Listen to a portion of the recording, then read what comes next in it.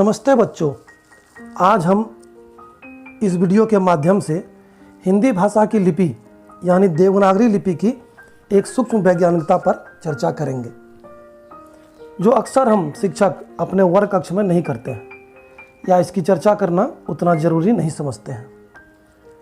शायद आप इसे एक रोचक जानकारी के रूप में ले सकेंगे। जैसा कि हमें पता है, देवनागरी लिपि का स्थान उसके उच्चारण के आधार पर तय किया गया है। कंठ से उच्चारण होने वाले सभी वर्ण एक जगह हैं, जिसे हम कवर्ग कहते हैं। इसी प्रकार तालु से उच्चारण होने वाले सभी वर्ण चवर्ग कहलाता है। मूर्धा से टवर्ग कहलाता है। दंत से टवर्ग कहलाता है। होष्ठ से पवर्ग कहलाता है। यहाँ पर आपने ध्यान दिया होगा कि सभी वर्गों के वर्ण समूह के अंत में एक ऐसा वर्ण है जिसके उच्चारण में न की ध्वनि मिली रहती है, अर्थात इनका उच्चारण में कंठ, तालु, मूर्धा, दंत, होष्ठ आदि के साथ नासिका की भी ध्वनि आती है। तो क्या हम ये जानते हैं कि प्रत्येक समूह में एक नासिका से उच्चारण होने वाला वर्ण क्यों होता है? तो आइए इसे हम एक क्रियाकलाप के द्वारा समझने का प्रयास करेंगे।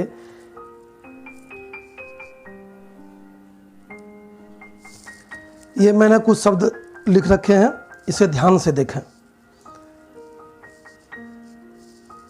यहाँ इन सभी शब्दों में अनुस्वार का प्रयोग हुआ है। इसका उच्चारण नासिका से होता है। क्या हम इन शब्दों को अनुस्वार हटाकर लिख सकते हैं? आइए प्रयास करें।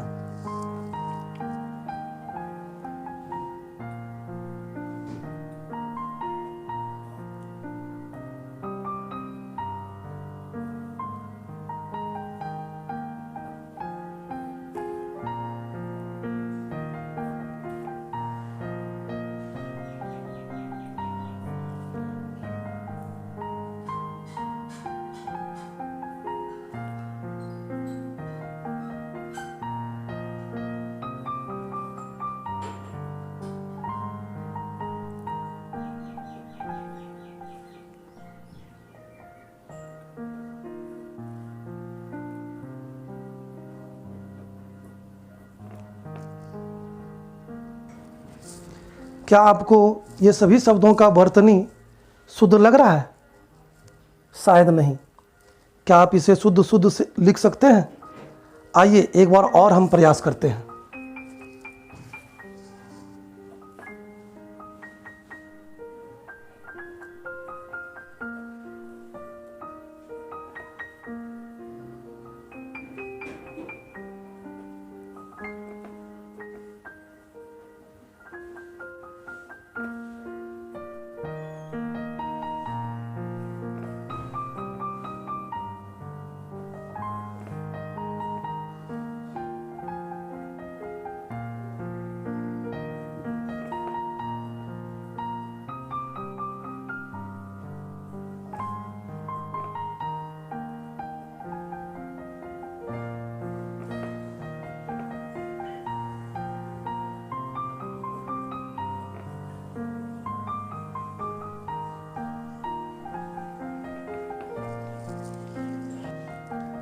अब शब्दों को देखने से आपको कैसा लग रहा है?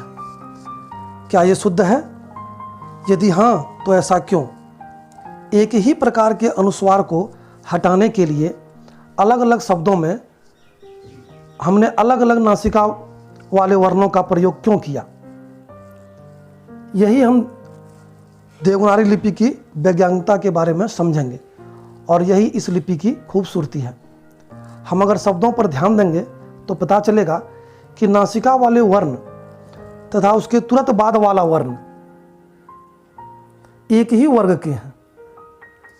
यहाँ पर हम देख सकते हैं कि कवर्ग के ये हैं और ये भी कवर्ग के हैं, चवर्ग के ये हैं, ये भी चवर्ग के हैं, टवर्ग के हैं, टवर्ग के, तवर्ग के, तवर्ग के, पवर्ग के, पवर्ग के। इसका तात्पर्य है कि जिस वर्ग के वर्ण का प्रयोग हुआ है उसके पहले यदि हम नासिका वाले वर्ण का प्रयोग करते हैं तो वह नासिका वाला वर्ण भी उसी वर्ग का होगा। अर्थात यदि कवर्ग वाले वर्ण के पहले नासिका का प्रयोग करेंगे तो वह कवर्ग का ही होगा।